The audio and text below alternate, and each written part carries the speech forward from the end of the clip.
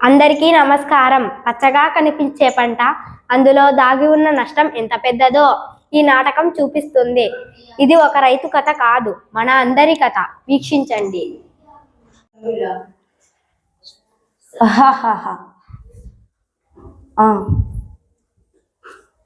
ఏం రామయ్య ఆందోళనగా ఉన్నావు?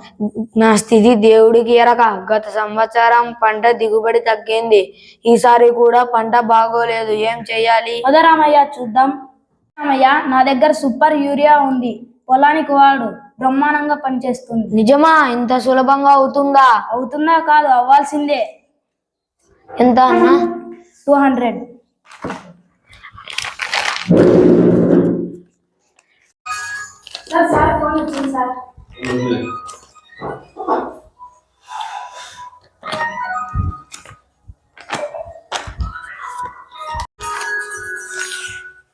ఆగు రామయ్య, నా మాట విను. నాలోని జీవాణులు చచ్చిపోతున్నాయి. నువ్వు ఈ యూరియాతో మొక్కలను బలంగా పెంచుతున్నావు. భూమి కూడా మాట్లాడుతుందా? నేను మాట్లాడతాను. నన్ను చంపితే నీ భవిష్యత్తు కూడా చచ్చిపోతుంది. అక్కకు వెళ్ళను. మంచి విందు ఈ రోజు, మృదువైన ఆకులు నాకు ఆహారం. రండి రండి మిత్రులారా, ఇక్కడ ఈ చెట్టు ఆకులు ఎంతో రుచిగా ఉంటాయి. ఆకులు తినువే. అయ్యయ్యో, నా కాయలు ఆకులన్నీ తినేస్తున్నాయి పాడు పురుగులు. ఏమైందమ్మా? హాస్పిటల్కి వెళ్ళండమ్మా. నమస్కారం డాక్టర్ గారు. నమస్కారం, కూర్చోండి. ఏమైంది? మేడం గారు, కడుపు నొప్పి, చలి జ్వరం వస్తుంది. చెక్ చేస్తా.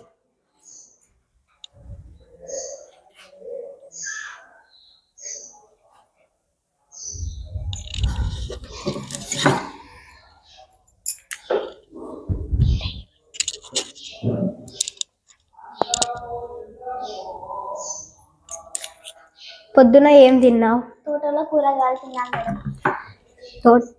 ఏం చల్లుతున్నావు తోటలో? రసాయనిక ఎరువులు. రసాయనిక ఎరువులు చల్లడం వల్ల పిల్లలకు ప్రమాదం. రక్తంలో ఆక్సిజన్ తగ్గుతుంది.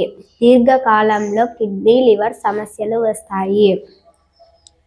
ఇప్పటి నుంచి రసాయనిక ఎరువులు వాడొద్దండి. మందులు రాసిస్తాను.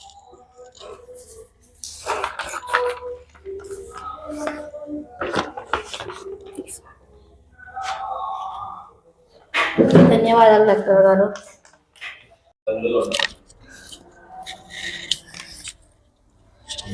అయ్యో, లాభం కోసం నా కుటుంబానికే విషం పెట్టాను.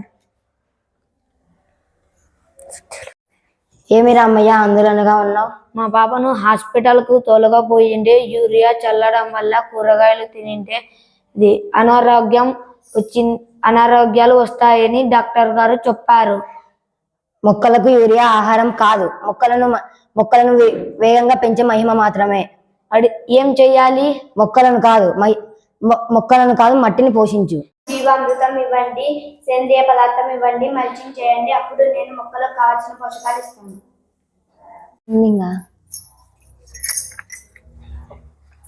నా వేలు బలంగా ఉన్నాయి. నాకు కాయలు పండ్లు వస్తూ ఉన్నాయి. అబ్బో, చెట్టు ఆకులు దృఢంగా ఉన్నాయి. ఇక్కడ పని లేదు. పక్క తోటలో రైతు యూరియా వేసి బాగా పెంచాడు. అక్కడికి పోదాం పదే. ఇది నిజమైన ఆహారం. ఆరోగ్యానికైనా సమాజానికైనా ఇదే మార్గం.